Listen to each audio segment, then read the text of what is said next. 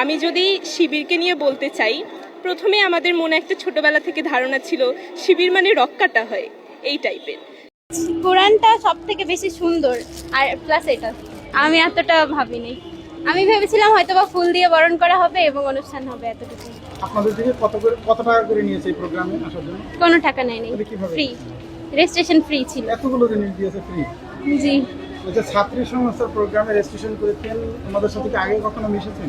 না, আগে কখনো মেশা হয়নি, তবে ওনারা যখন এই অনুষ্ঠানের কথা প্রচার করেছিলেন ফেসবুকে, তখন আমার কাছে মনে হয়েছে যে যাওয়া উচিত বা পরিচয় হওয়া উচিত, একটা সুন্দর একটা প্রোগ্রাম হবে, যার কারণে আমি আসতে আগ্রহী হয়েছি। কোরআন শরীফ আর একটা বই। কোন গিফটটা সবচেয়ে বেশি ভালো লেগেছে? কোরআন শরীফ।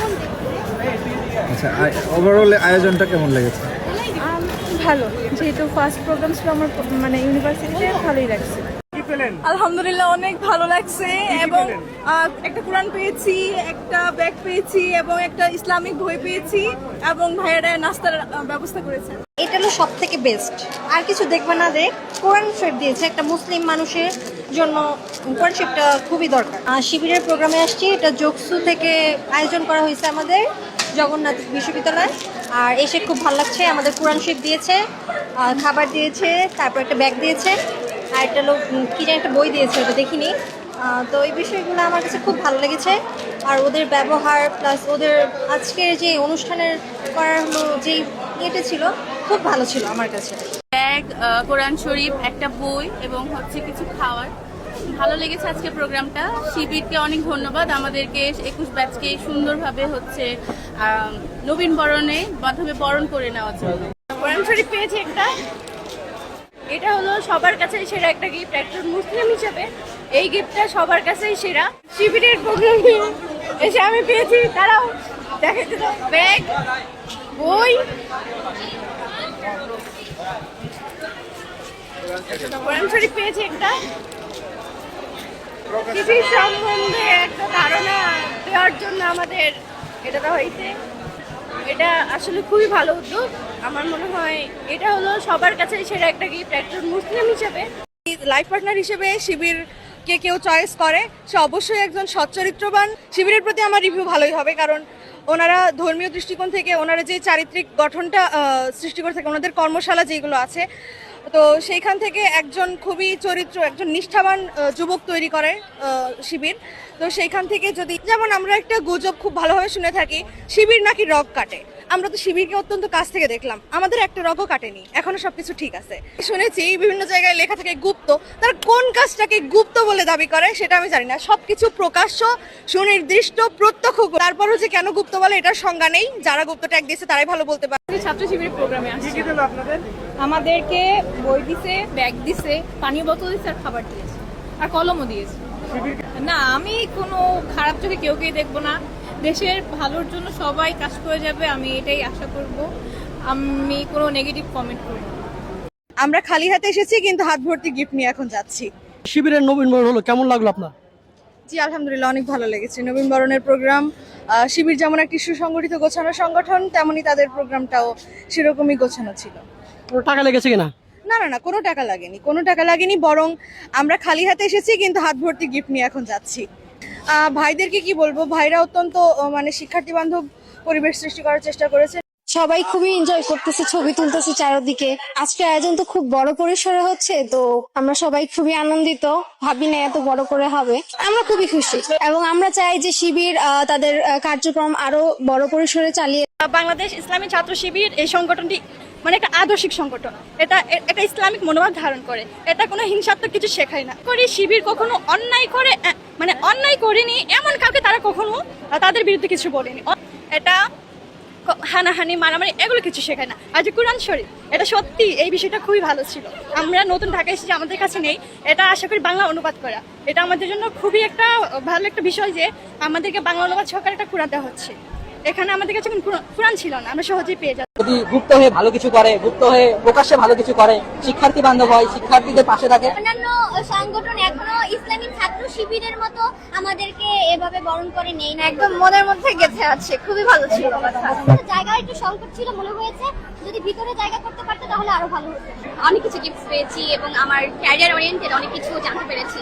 খুবই ভালো লাগছে, ওনাদের প্রোগ্রামটা খুবই সুন্দর হয়েছে। যে গুপ্ত বলা হয় এটা একটা আসলে ভিত্তিহীন কথা, এটা কোনো আসলে ভিত্তি নাই, এবং আমি এটা বিশ্বাস করি না। একজন সচেতন নাগরিক হিসাবে, একজন সচেতন শিক্ষার্থী হিসাবে আমরা যারা শিক্ষার্থীরা আছি তারা ধর্ম সম্পর্কে আরো সচেতন হব, আরো আসলে জানার চেষ্টা করছি ধর্ম নিয়ে। এটা আসলে অনেক ভালো একটা পজিটিভ একটা। খুবই ভালো লাগছে, ওনাদের প্রোগ্রামটা খুবই সুন্দর হয়েছে। ব্যাগ দিল, একটা কোরআন শরীফ দিল, যেটা অনেক মানে উপকৃত হইলাম আমরা। কোরআন শরীফ, খাবার, বই, কলম। আমার প্রত্যাশা যাতে ক্যাম্পাসে সুন্দর থাকে।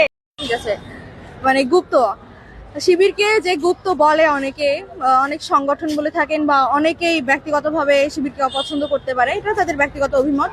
তবে গুপ্ত বলার কারণটা আমি ঠিক জানি না, এটা জেদের বসে বলে অথবা ইচ্ছা করে বলে।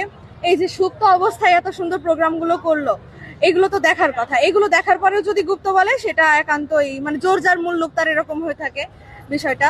আর এই যে ক্যাম্পাসের এখানে এখানে গুপ্ত গুপ্ত লেখা থাকে, গুপ্ত যাদের কি যেন পাকিস্তান বাড়িটারি এই ধরনের কিছু লেখা থাকে, তো এই ধরনের কিছু আসলে না। ভিতরটা অনেক স্বচ্ছ, অনেক পরিষ্কার, গোছানো একটি সংগঠন। প্রোগ্রামগুলোও গোছানো, খুবই সুন্দর সুসংগঠিতভাবে করেছে।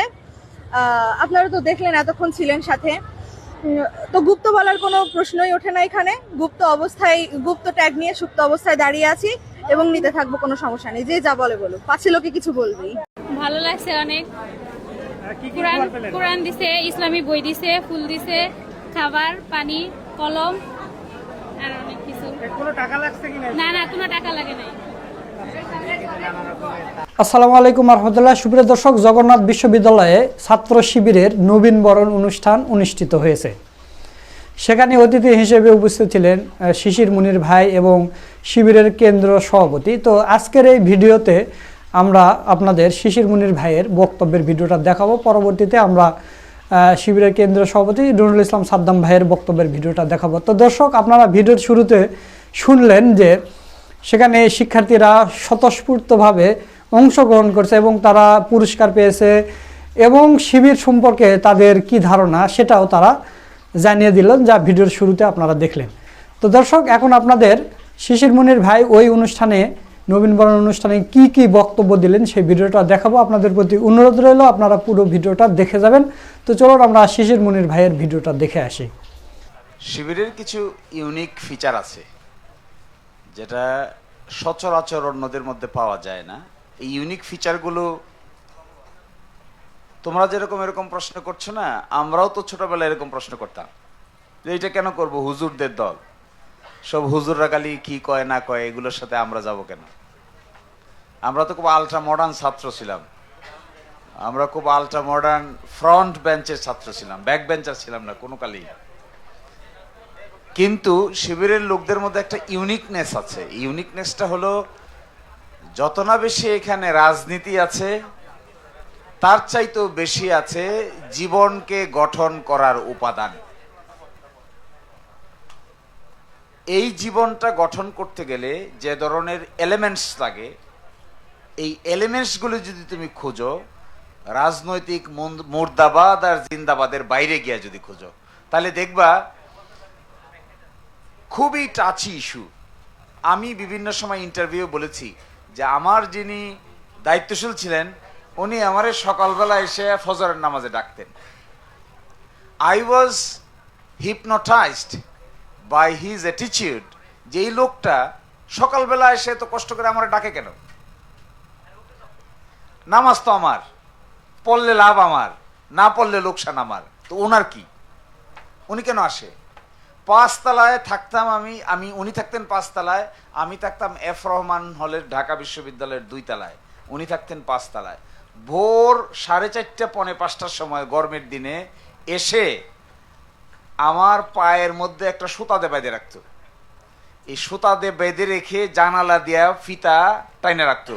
উনি এসে রুমে ঢুকতে পারতেন না, অন্যরা ডিস্টার্ব হবে, ওই ফিতায় ধরে টান দিত। ফিতায় ধরে টান দিলে আমি বুঝতে পারতাম যে এখন নামাজের সময় হয়ে গেছে, এখন উঠতে হবে।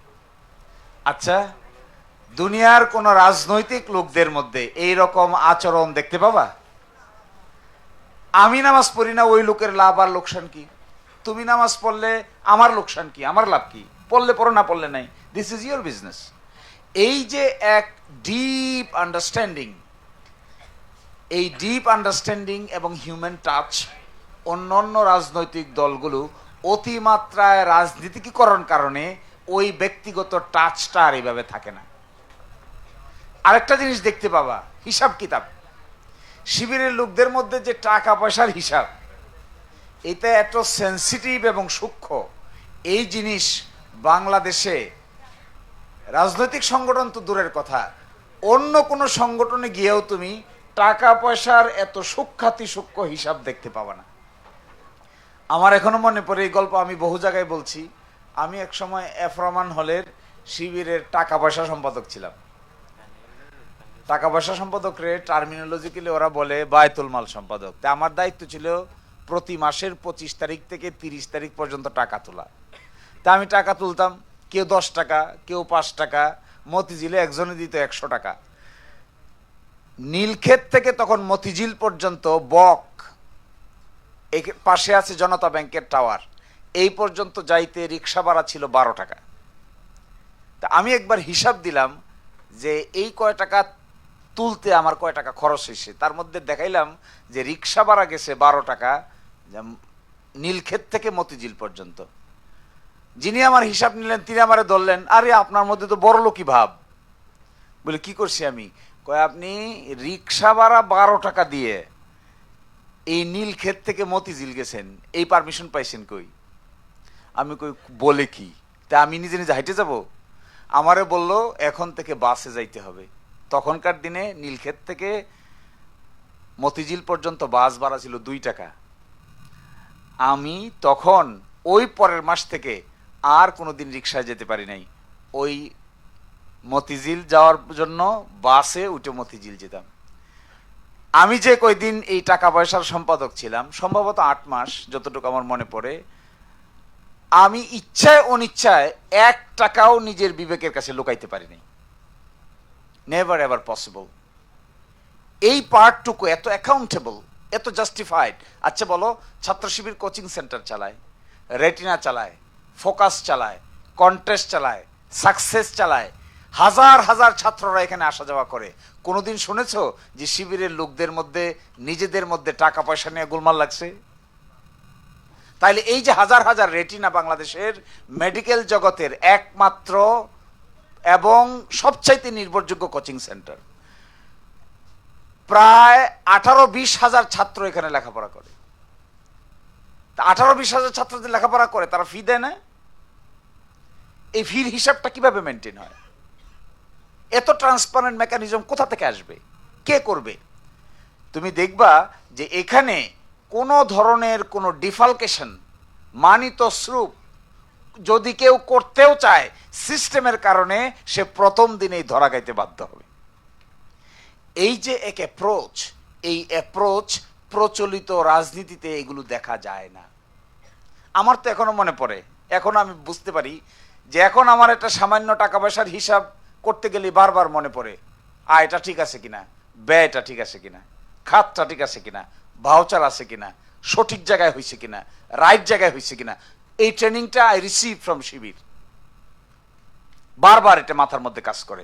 এই জন্য আমাদের অন্তর্গত কিংবা আমাদের আশেপাশে কোনো লোকের পক্ষে, যারা আমাদের সীমার মধ্যে আছে, এখতিয়ারের মধ্যে আছে, তাদের পক্ষে দুর্নীতি করা কোনো দিনেই সম্ভব হয়ে উঠবে না। It is such a training. তো আমি মনে করি এই ইউনিক ফিচারগুলো অন্য জায়গায় এইভাবে দেখতে পাবা না। শিবিরের লোকেরা খুব কেয়ারিং হয়, they care, each and every one they care. একজন ছোট ভাইকে সে অ্যাবিউজ করতে চায় না, মিসইউজ করতে চায় না, বরংস গাইডেন্স দেওয়ার ব্যবস্থা করতে চায়। আমি যদি তোমাকে মিসইউজ করি, একে যদি আমি মিসইউজ করি রাজনৈতিক কারণে, কি হবে? আমার বিরুদ্ধে মুর্দাবাদ জিন্দাবাদ করার জন্য ওকে আমি দাওয়াত দিয়ে নিয়ে যাব। আমি যতক্ষণ থাকবো ততক্ষণ সে মুর্দাবাদ জিন্দাবাদ, যখন আমি থাকবো না মুর্দাবাদ জিন্দাবাদ সব কবরবাদ হয়ে যাবে।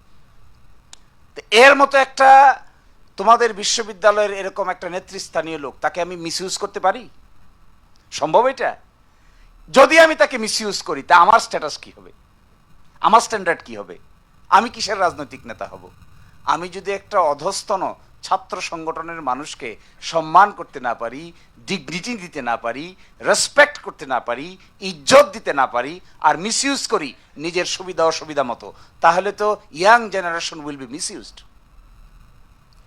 আমি তোমাদেরকে একটা কথা বলতে পারি, শিবিরের লোকেরা ব্যক্তিগত কারণে, কারো নিজস্ব খায়েশের কারণে কোনো মানুষকে ব্যবহার করছে, এটা যদি তোমরা দেখতে পাও, তোমরা কেউ শিবিরে জয়েন করবা না। কারণ this is a question of personal dignity, human dignity. আর যারা বদনাম করে, এক হাতে তো আর তালি বাজে না, তালি বাজাইতে গেলে এইভাবে করলে তো আর তালি হইতেছে না, আরেকটা হাত লাগবে তো, তো ওইটা আনলে একটু তালি বাজে। শিবিরের কিছু কিছু বদনাম কোনো এক কালে যে ছিল না তা না, ছিল। তো সেই বদনামের দিকে আমরা বিগত 20-30 বছরে এই সব কিছুকে দলিয়ে মারিয়ে নতুন ডাইমেনশন ক্রিয়েট করার চেষ্টা করেছি। এজ অফ টুডে আমার মনে হয় না ছাত্র শিবির কোনো জায়গায় ফোর্স অ্যাপ্লাই করতে চায়, কোনো জায়গায় তারা জোর জবরদস্তি করতে চায়, আমার মনে হয় না। আমার মনে হয় ছাত্রদের মন জয় করার জন্য তারা বিভিন্ন প্রোগ্রামের আয়োজন করে থাকে। এটি তো করাই উচিত, এটি তো ক্রিয়েটিভিটি। আর তারপরেও আমার মনে হয় এই ক্রিটিসিজমগুলো যেখানে যেভাবে আছে, এগুলো শিবিরের নজরে আসলে শিবিরের দায়িত্ব হবে ইনস্ট্যান্টলি এগুলোকে কারেক্ট করা। If anybody criticizes Shibir for any reasonable cause, it is the Shibir's responsibility is to make it amended instantly. Make it correct. Do not argue and palta argue. দরকার নাই। কেউ যদি আমার বিরুদ্ধে একটা অভিযোগ তুলে যার মধ্যে সামান্য সত্যতার লেশ মাত্র আছে বলে আমি দেখতে পাবো, I will make myself instantly correct. I will never do this again. That should be the approach. ওটা বলার দরকার নাই যে আমি এই কনটেক্সটে পড়েছিলাম যে এটা করেছি, ওই কনটেক্সটে গেছিলাম দেখে এটা হয়েছে, ওইখানে আর কেউ ছিল না দেখে আমি একা ছিলাম। এই ধরনের আর্গুমেন্টের চাইতে প্লজিবল আর্গুমেন্ট হলো, ছাত্র মানুষ তো, আচ্ছা তুমি ছাত্র, বিশ্ববিদ্যালয়ের শিবির যারা করে তারাও ছাত্র, they may commit mistake. If they commit any mistake, if they make it correct instantly, তাহলে ইউ শুড হেল্প হিম। তুমি যদি কোনো কারণে মিস্টেক করো, তাহলে তোমার মিস্টেক যদি একবার করো, 2 বার করো, 3 বার করো, কারেকশন হয়ে যায়, তাহলে এই মিস্টেকের আর কি ভ্যালু থাকে? Mistake is a mistake, always mistake. এই জন্য শিবিরের ভাই যারা আছে এরা একেবারে 100% তুলসী দোয়া পাতা, এই সমস্ত আর্গুমেন্ট করার কোনো প্রয়োজন নাই। If Shibir finds anything difficult, any problem, any mistake, it is the Shibir's responsibility is to make it correct instantly. That should be the approach. মানুষ তো ভুলও হবে, এটা শুদ্ধ করে নেওয়ার মতো ক্যাপাসিটি থাকতে হবে। এটার নামই হলো এরর। এই এররটাকে যারা শুদ্ধ করে নিতে পারে তারা পারফেক্ট হয়, যারা শুদ্ধ না করে উল্টা আর্গুমেন্ট দেয় এরা পারফেক্ট হয় না, এরা হয় হলো স্টাম্বলিং ব্লক, স্টাবর্ন। তো স্টাবর্ন শিবির হবে না, এটা আমার এক্সপেকটেশন। Thank you. উকিলদেরকে কেন মানুষ ভালো চোখে দেখে না, এর পেছনে কারণ উকিলরা নিজেই দায়ী। এখন এই বদনাম কাটানোটা তো সহজ হবে না, ভালো উকিল হইতে গেলে অনেক লেখাপড়া করতে হবে। ওকালতি পেশা গুড, কিন্তু subject to you must study more and more. Without extensive study nobody can be a good lawyer. To become a lawyer is a passion. একজন শিল্পী যেমন একটা ছবি আঁকতে শিল্পের চর্চা করে, একজন ডাক্তার যেমন একটা অপারেশন করতে সূক্ষ্মাত সূক্ষ্ম বিষয় বিশ্লেষণ করে, একজন আইনজীবীও কঠিন আইনি প্রবলেমের সলিউশন করতে গেলে he must have A passion, love, affection to the profession. Love affection ছাড়া হওয়া যায় না, শুধু বই পড়লে ভালো উকিল হওয়া যায় না। You must have a presentation capacity, how you argue your case and how you respond your case, how you strategize. Every case, প্রতিটা কেসেই একটা নতুন যুদ্ধ, প্রতিটা কেসেই একটা নতুন মানুষের জীবনের গল্প, প্রতিটা কেসেই এক একজন মানুষ থেকে আরেকজন মানুষ আলাদা। দুইটা ঘটনা কোনোদিন মেলে না। এই 20 বছরে আমি মনে হয় 1020 মামলা করেছি, কিন্তু একটার সঙ্গে আরেকটা মিলে না, কখনো মিলে না। কারণ মানুষ তো এটা, মানুষ তো আর ছকে বাঁধা না। মানুষের life different, fact different, experience different, চিন্তা ডিফারেন্ট, কর্ম ডিফারেন্ট, দেখতে different, attitude different, emotion different, একজন থেকে আরেকজন ডিফারেন্ট। এই জন্য এই আইন পেশাটা সঠিকভাবে যদি করা যায় তাহলে it will be a respected profession. আর যদি সঠিকভাবে করা না যায়, 2 নম্বরের আশ্রয় নিতে হয়, ইট will B much more disgraceful profession. তো আমি তোমাদেরকে আহ্বান জানাবো, যাদের এই আইন পেশার প্রতি আগ্রহ আছে, প্রাথমিক জীবনে কোনো টাকা পাওয়া যাবে না, এই প্রাথমিক জীবনে টাকা পাওয়া যাবে না যে তখনই প্রমাণিত হবে এই লোকটা আইনজীবী হতে পারবে কি পারবে না। 2 বছর কষ্ট করে যদি ফালাইয়ে রেখে চলে যায় তাহলে এখানেই কেল্লা ফতে। আর কষ্ট করে 5 বছর পরিশ্রম করতে পারলে এমন সময় আসবে টাকা গুনে কুলাইতে পারবে না। ওই সময়টা পর্যন্ত যেতে হবে। ওই সময়টা সকলের ধৈর্য ধরে না, সকলেই কষ্ট করতে পারে না। এমন এই পেশা, যারা কমপ্লেক্স আইনি প্রবলেম সলভ করতে পারে তাদের কাছে মানুষ লাইন ধরে দাঁড়ায় থাকে। আর কমপ্লেক্স আইনি প্রবলেম যদি সলভ করতে না পারেন, শুধুমাত্র পোশাক আশাক পরে আমরা আইনজীবী নিজেদেরকে দাবি করি, তাহলে মানুষ তোমার কাছে তার সমস্যা নিয়ে আসবে না। যেমন ধরো ফর এক্সাম্পল, একটা মামলা গতকালকে আসলো, এটা খুব ইন্টারেস্টিং, করবো ইনশাল্লাহ এই কেস। বিদেশে 7 জন বাংলাদেশের মৃত্যুদণ্ড হয়েছে। এই মৃত্যুদণ্ডের আসামিদেরকে বিদেশ থেকে বাংলাদেশে পাঠানো হয়েছে। বাংলাদেশের মৃত্যুর ছেলে তারা আছে। প্রশ্ন উঠেছে, যে দেশের আইনে বিচার হয়েছে মৃত্যুদণ্ড, বাংলাদেশের আইনে তাদের কি বিচার হবে নতুন করে, নাকি ওই মৃত্যুদণ্ড শুধু কার্যকর হবে? এটা বিরাট লিগ্যাল কোয়েশ্চেন। এখন যদি আমরা আর্গুমেন্ট করি যে এখানে কারো কিছু বলার নাই, শুধুমাত্র ওখানে নিয়ে এসে এখানে এক্সিকিউট করে দাও, তাহলে তো এখানেই শেষ। আর যদি বলা হয় যে না, বাংলাদেশি নাগরিক ওখানে মৃত্যুদণ্ড করেছে, কোন ল অ্যাপ্লিকেবল হবে তার জন্য, কোন law will get priority over other law, there is a huge legal discussion, huge legal discussion. একই সাথে এই কমপ্লেক্স প্রবলেমগুলো যেখানে আছে, দেখুন আমাদের দেশে মেডিকেল নেগলিজেন্স, আমাদের দেশে মেডিকেল নেগলিজেন্স কিভাবে হয়? একজন ডাক্তারের বিরুদ্ধে রুগী অভিযোগ দেয়, রুগীর বিরুদ্ধেও ডাক্তার অভিযোগ দেয়। শোনো না এগুলা? বহু হাসপাতাল আছে ভুল চিকিৎসার কারণে রুগী মারা গেছে, রুগীর স্বজনরা গিয়া ডাক্তার সুদ্ধা ভাঙ্গিয়া শেষ করে দিয়েছে। আবার উল্টা আছে, বহু জায়গায় আছে, এরকমও পাইছি আমি কেস, এক ডাক্তার সাহেব অপারেশন করে কাপড়ের গজ পেটের ভিতরে রেখে উপর দিয়ে সেলাই করে দিছে। আবার উল্টাও আছে, একজন ডাক্তার সাহেব যদি মেডিকেল নেগলিজেন্স করেন, তুমি কার কাছে গিয়ে বিচার দিবা? কার কাছে যাবা? কোন আইনে যাবা? কিভাবে ক্ষতিপূরণ পাবা? কিভাবে মামলা হবে? বিরাট প্রশ্ন। আবার উল্টা, একজন রুগী যদি একজন ডাক্তারকে অ্যাটাক করে, মৃত্যু হয়েছে, তার স্বজনরা গিয়ে যদি হাসপাতাল ভাঙে, ওই হাসপাতাল কোন আইনের প্রোটেকশন পাবে? কি প্রোটেকশন পাবে সেই হাসপাতাল? এই যে কমপ্লেক্স ইস্যু, বাংলাদেশে প্রায় 1,20,000 ডক্টর আছে। এই 1,20,000 ডক্টরের জন্য আইন কি প্রযোজ্য হবে? নেগলিজেন্সের জন্য আইন কি প্রযোজ্য হবে? চিকিৎসায় অবহেলা হলে কি আইন প্রযোজ্য হয়? কখন বিএমডিসি এখানে ইন্টারভিন করবে, কখন বিএমডিসি ইন্টারভিন করতে পারবে না? এই যে লিগ্যাল আলাপ আলোচনা, এগুলো যারা আয়ত্ত করতে পারবে, অবশ্যই সমাজ লিগ্যাল প্রবলেম সলভ করার জন্য তাদেরকে সম্মানের সহিত ডেকে নিবে। আর যদি এগুলো করতে না পারে, শুধুমাত্র 2 জন অ্যারেস্ট হলো, তুমি শুধু বেইলের উকিল হও, তাহলে তোমাকে কেউ জিজ্ঞাসা করবে না। এই জন্য যারা আইনজীবী হতে চাও, my humble request to them, please develop your stamina. Lawyering is always a fight, every day is fight. আমি আজকে এখানে আসার আগে 4-5টা মামলা করে আসছি, 3টায় জিতছি, 2টায় হারছি। মাথার মধ্যে ওরে বারবার কইতেছি তাড়াতাড়ি ছাড়ো, আরেকটা আছে 3টার সময়। এর মানে কি?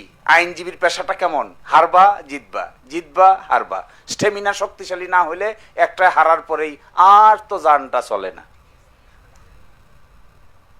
5 মিনিট আগে হেরেছে, 10 মিনিট পরে জিতেছে। এটাই জীবন, ওইটাই খেলা নেলা, ওইটাই এখানকার ভালো লাগার বিষয়, ওইটাই এখানকার মন্দ লাগা ভালো লাগার জীবনের অনুভূতি। এক সময় এমন হয় যে মানুষের প্রবলেম নিয়ে চিন্তা করতে করতে করতে করতে এমন এক জায়গায় যায়, এক সময় নিজের প্রবলেমের কথা আর মাথায় কাজও করে না। এক ব্রিটিশ উকিলকে আমরা ভাড়া করেছিলাম, নিয়োগ করেছিলাম আজ থেকে 10-15 বছর আগে। তো ব্রিটেনের টাইম হলো আমাদের দেশের থেকে 5 থেকে 6 ঘন্টা ডিফারেন্স। তো আমাদের দেশে যখন সকাল 10টা, তখন ব্রিটেনের টাইম হলো পিছন দিকে 5 ঘন্টা পিছনে, তার মানে ভোর 5টা। আমরা এখানে মামলা করতে যেতাম, প্রস্তুতি নিতাম সকাল 10টায়, উনি ওখান থেকে জয়েন করতো ভোর 5টায় ভিডিও কনফারেন্সে, সব রেডি করে আমাদেরকে দিত, এগুলা নিয়ে আমরা কোর্টে যেতাম।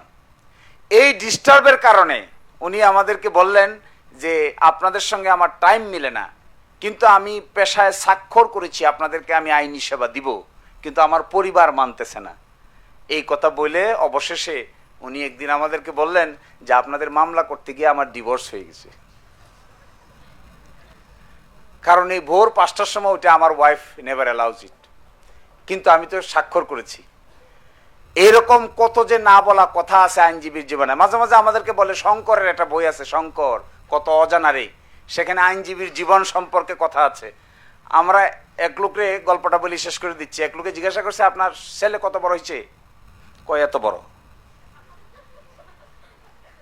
কয় এটা কি কথা, এটা না এত বড় হবে, এটা তো এইভাবে বড় হয় না মানুষ, তো এটা এইভাবে বড় হয়ে গেল যে। কয় ভাই কি করব, সকালবেলা যখন কোর্টে যাই তখনও বাচ্চা ঘুমায়, রাইতের বেলা যখন বাড়ি ফিরি তখনও বাচ্চা, তো দেখা হয় খালি এইভাবে, এইভাবে তো আর দেখা হয় না। তো এই জন্য বলছে বাচ্চা কত বড় হয়েছে, কয়টা এইভাবে হয়েছে, এত বড় হয়েছে। এক সাংঘাতিক পেইনফুল লাইফ। এটা যারা বেছে নেয় তাদের জীবনটা এরকমই, যারা বেছে নিতে পারবে না তাদের জীবন এরকম হবে না। আমি আর একটা কথা বলে শেষ করে দেই, আমাদের দরকার, দেশ গড়তে গেলে দরকার brilliant students. If we want to change the country, we need changed brilliant minds. Irrespective, ke woman, ke man, not necessary. Only thing is necessary to find out talented people who can run the country. This is the only requirement. আমি দেখেছি, এটা আমার experience বলে, যদি brilliant talented নারী পুরুষদেরকে বাংলাদেশ পরিচালনার গুরুত্বপূর্ণ জায়গায় বসানো না যায়, তাহলে বর্তমান দুনিয়ার সঙ্গে তাল মিলিয়ে বাংলাদেশকে ডেভেলপ করা সম্ভব হবে না। প্রচলিত রাজনৈতিক সিস্টেম এই কাজটা করে দেয় না। প্রচলিত রাজনৈতিক system is very zigzag, very zigzag. আমার দল, তোমার দল, আমি খুঁজি আমার দল, আরেকজনে খুঁজে তার দল, আরেকজনে খুঁজে তৃতীয় দল। এই দলাদলির মাঝামাঝিতে পড়ে আমাদের দেশের ব্রিলিয়েন্ট মাইন্ড অনেক সময় অভিমানে চুপচাপ করে বসে থাকে। আমি তো দেখেছি যারা সত্যিকার অর্থে কাজ পারে, ব্রিলিয়েন্ট হয়, তাদেরকে ইনভাইট করে নিতে হয়। তারা মানুষের পিছে পিছে ঘোরা পছন্দ করে না। আর পিছে পিছে ঘোরা পছন্দ করে কারা? যাদের মাথায় জোর নাই, খালি হাতে তেলের জোর আছে। তো তেলের জোর দিয়ে তো দেশ চলবে না।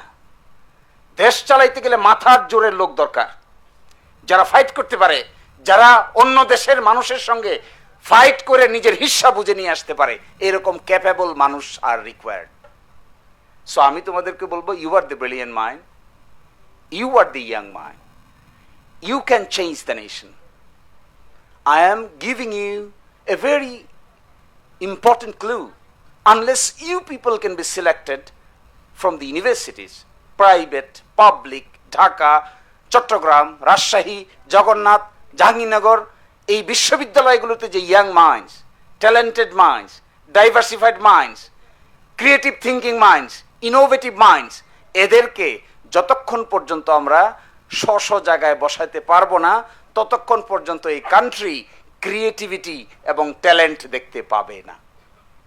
তা আমি তোমাদেরকে আহ্বান করবো, if you be talent, if you be really qualified, certainly people will invite you. সত্যিকার অর্থে তোমার যদি ক্যাপাসিটি থাকে এই জগতে, আমার মনে হয় না কেউ তোমাদেরকে আর আটকে রাখতে পারবে। So my request to my dear younger brothers and sisters, আমাদের সন্তানেরাও এখন অনেক বড় হয়ে গেছে, আমরা তোমাদের প্রতি এতটুকু আমাদের ইন্সপিরেশন থাকবে, please get ready. Country is years, this is your land, this is your motherland, this country is years. You are the respected citizen of this nation. You should come forward. Never look into the political hegemony. Never consider the political zigzag. Who is doing what immaterial? Ke BNP kore, ke omuk dol kore, ke Jamaat kore, ke Shibir kore, ke omuk kore, immaterial. What is material? We need talented people to be placed in a respective qualified position. যদি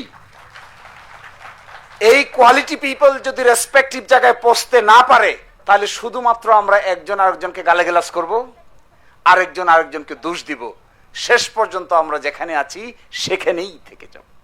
It's not. My request to my younger brothers and sisters, let us be united. Let us think for a progressive nation, far and further. Think this Bangladesh will be a very safer Bangladesh for the future generation. This Bangladesh will be a place where all over the country people will come to see how Bangladesh is developing, how Bangladesh is progressing in terms of legal arena, in terms of human rights protection, in terms of business, in terms of creative minds, in terms of civil bureaucracy, military bureaucracy, and other university study material. আমি খুব কষ্ট পাই যখন দেখি বিশ্ববিদ্যালয়গুলোতে ছাত্রছাত্রীরা রাজনৈতিক কারণে divide হয়ে যায়। নো, একটা কাজ করো দয়া করে, এটা রিকোয়েস্ট করে চলে যাই, একটা কাজ দয়া করে এটা করো। কে কি রাজনীতি করে করুক, কে কোন ছাত্র সংগঠন করে করুক, কে কোন ছাত্র সংগঠনের লোক সে তার কথা বলতে থাকুক, তোমরা একটা জিনিস নিবা, তোমরা একটা স্ট্যান্ড নিবা, সেটা হলো দলের যাই হোক, সরকার যেই হোক, বিরোধী যেই হোক, যে সত্য ন্যায়ের পথে থাকবে তোমরা তাদেরকেই সমর্থন দিবা। No matter. আজকালকার দিনে গ্যালভানাইজড ওয়েতে জোর করে কিছু করা যায় না। Freedom is yours, freedom is mine. Shibir যদি খারাপ কাজ করে, ক্রিটিসাইজ দেম, অ্যাভয়েড দেম। আমি তো এদের সামনেই বলে যাচ্ছি তোমাদের, just avoid them, give them a lesson that you are doing bad thing, we will not support you. চোখের সামনে মুখে মুখে দাঁড়ায় বলবা, that will give them a lesson not to be engaged with bad thing. No matter কে কোন ছাত্র সংগঠনের লোক, তার সামনে দাঁড়িয়ে একেবারে কনফিডেন্সের সহিত, কে নারী কে পুরুষ ম্যাটেরিয়াল বলবা, আপনারা এই কাজ করেছেন, এই কাজ করছেন, this is not student like activities, we will not support you. If you can do that, যে যে দলেই করুক না কেন সোজা হয়ে চলতে বাধ্য থাকিবে। ভালো থাকবা, দোয়া করি। আসসালামু আলাইকুম। সুপ্রিয় দর্শক, আপনারা শিশির মুনির ভাইয়ের ভিডিও সহ পুরো ভিডিওটা দেখলেন। তো আজকের এই ভিডিওটা আপনাদের কাছে কেমন লেগেছে তা অবশ্যই কমেন্ট করে জানিয়ে দেবেন। ভিডিওটা ভালো লাগলে শেয়ার করবেন। সকলকে ধন্যবাদ। আসসালামু আলাইকুম ওয়া রাহমাতুল্লাহ।